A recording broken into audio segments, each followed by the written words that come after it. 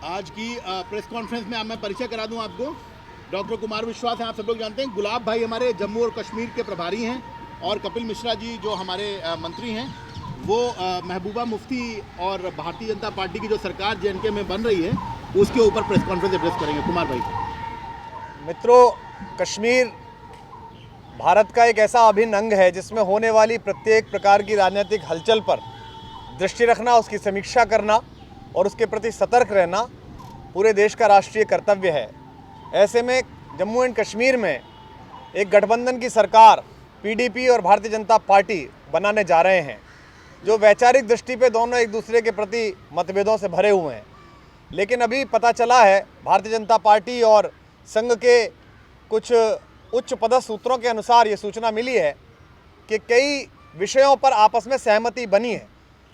तो आज आम आदमी पार्टी ने कश्मीर में पीडीपी की नेता सुश्री महबूबा मुफ्ती जी के लिए एक पत्र हमने आज लिखा है, जिसकी प्रति हम आपको दे भी रहे हैं। और ये इस परिप्रेक्ष्य में भी है कि अभी जब ये प्रेस कॉन्फ्रेंस शुरू हो रही है, इससे 1 घंटा पहले अरुण जेटली जी ने भी बयान दिया है कि ये उनकी पार्टी की बहुत बड़ी आइडियोलॉजिकली जीत है कि जो लोग कल तक एंटी नेशनल स्लोगन लगाते थे, आज वो जय हिंद बोलने लगे हैं, वो उनकी आइडियोलॉजी पर आ गए हैं, देश की आइडियोलॉजी पर आ गए हैं। तो इसके लिए भी हम अरुण जेटली जी को बधाई देते हैं, अगर वो ऐसा मानते हैं कि उन्होंने महबूबा मुफ्ती के संदर्भ में ये बयान दिया है। हमने इस पत्र में उन्हें लिखा है, सुश्री महबूबा जी, वंदे मातरम। जैसा कि सारे देश को पता है कि आप और भाजपा मिलकर फिर से जम्मू कश्मीर में सरकार बनाने जा रहे हैं। संसद पर हमले के दोषी अफजल गुरु को शहीद मानना जैसे आपके कई स्टैंड हैं जिससे किसी भी प्रकार सहमत नहीं हुआ जा सकता।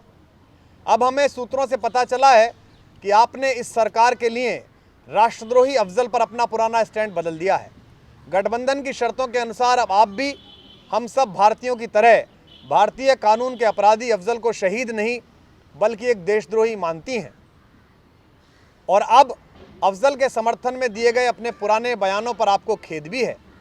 अब आप भी हम सब देशभक्तों की तरह ही कश्मीर को भारत माता का अभिन्न अंग मानती हैं।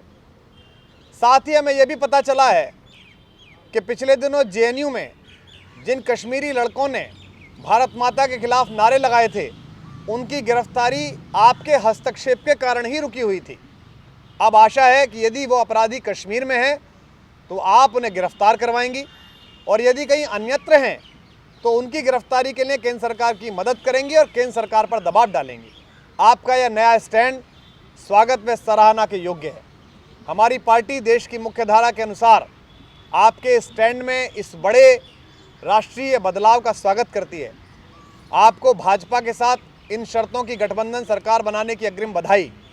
कृपया अब आप स्वयं भी मीडिया में आएँ और बयान दें कि अफजल गुरु को शहीद बताना आपकी गलती थी, और अब आप भी हमारी तरह अफजल गुरु को देशद्रोही मानती हैं, ताकि देश भर को इस गठबंधन को लेकर जो भ्रम फैल रहा है वो दूर हो सके।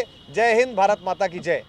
ये हमने आज पत्र महबूबा मुफ्ती जी को लिखा है, और जो सूचना सूत्रों के हवाले से मिल रही है, भारतीय जनता पार्टी और इनके गठबंधन के बीच जो न्यूनतम साझा कार्यक्रम हुआ है, हम आशा करते हैं कि महबूबा जी और उनकी पार्टी ये स्वीकार करेंगे कि उन्होंने देश के कानून ने संसद पर हमले के जिस अपराधी को अपनी बात कहने का पूरा मौका दिया, और साक्ष्यों के बाद ये पाया गया कि वो अपराधी है, उसे उसके किए की सज़ा मिली, पूरा देश ये मानता है कि वो देशद्रोही था।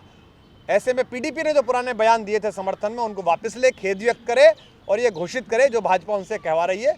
हम इसकी शुभकामना देते हैं और हम आशा करते हैं कि आने वाले कुछ घंटों में, शाम होते तक महबूबा मुफ्ती जी और उनका संगठन इस बात की पुष्टि करेगा। मैं तो केवल इतना ही इसमें जोड़ना चाहता हूं कि अगर ये जो खबर आ रही है कि महबूबा मुफ्ती अब अफजल गुरु को आतंकवादी मानती हैं और भारत माता की जय बोलने को तैयार हैं, तो इसकी बधाई। और हम इंतज़ार करेंगे कि जिस दिन शपथ ग्रहण हो उस दिन वहाँ पर केवल एक ही झंडा लगा हो, हिंदुस्तान का झंडा, कोई और झंडा, तिरंगा झंडा के अलावा कोई और झंडा ना लगा हो।